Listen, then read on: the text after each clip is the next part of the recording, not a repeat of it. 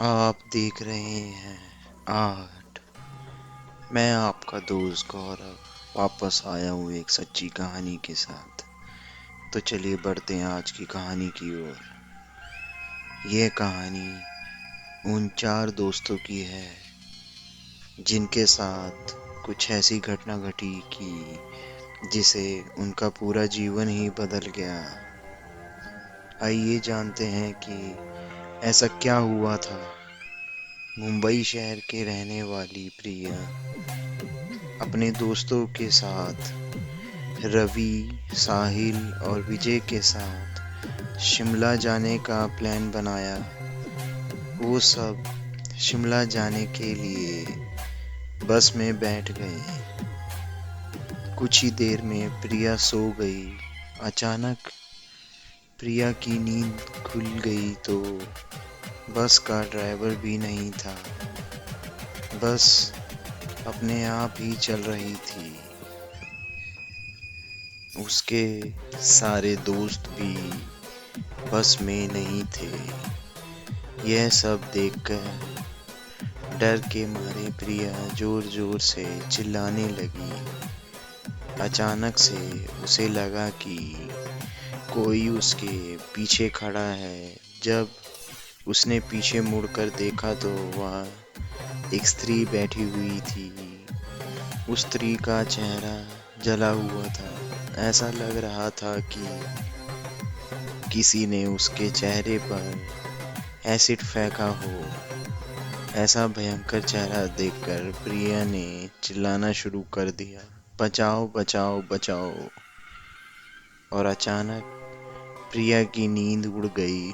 वो एकदम डरी हुई और पसीने से पूरी भीग गई थी।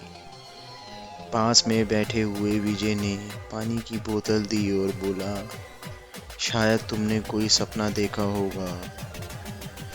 थोड़ी ही देर में सब शिमला पहुंच गए और एक होटल पर रात बिताने के लिए गए।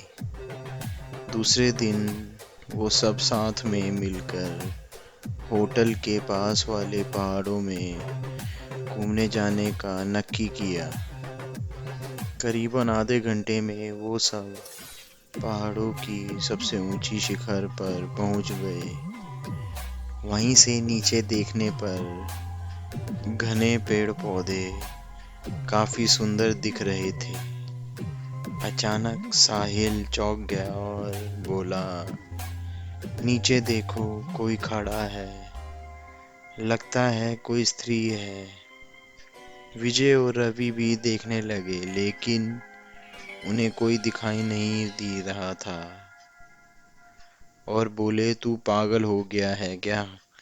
इस घने जंगल में कोई स्त्री कैसे आ सकती है?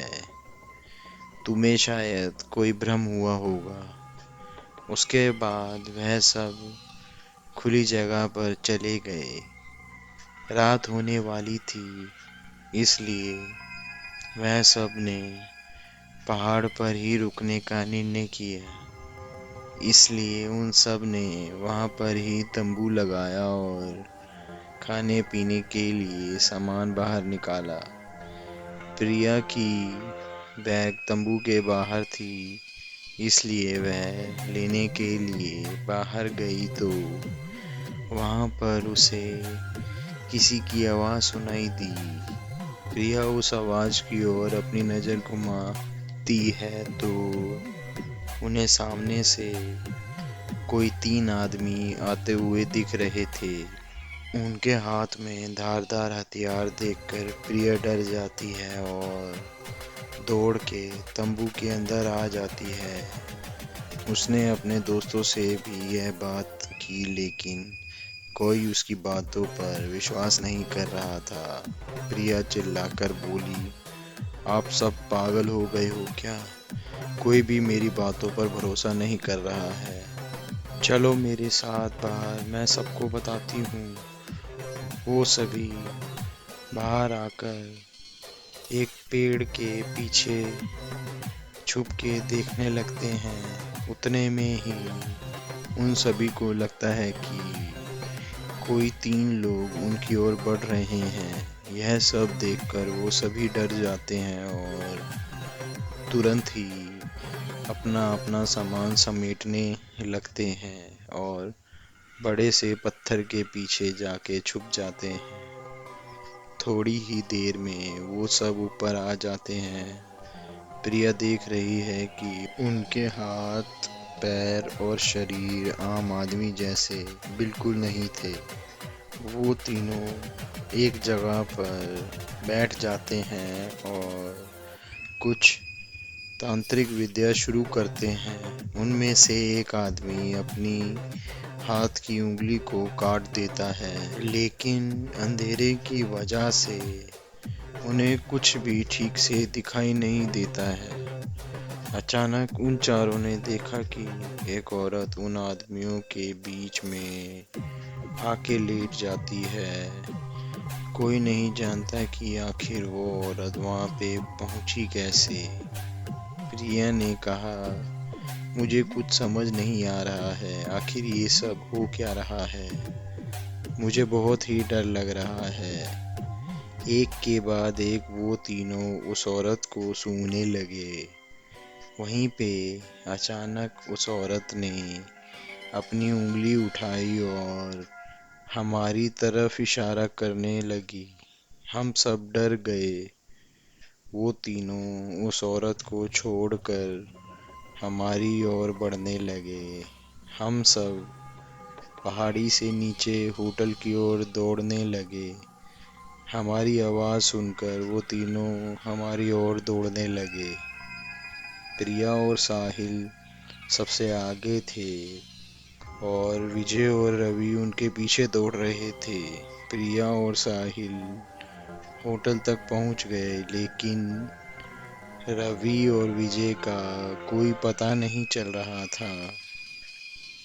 तो हमने होटल वालों को सब कुछ बताया।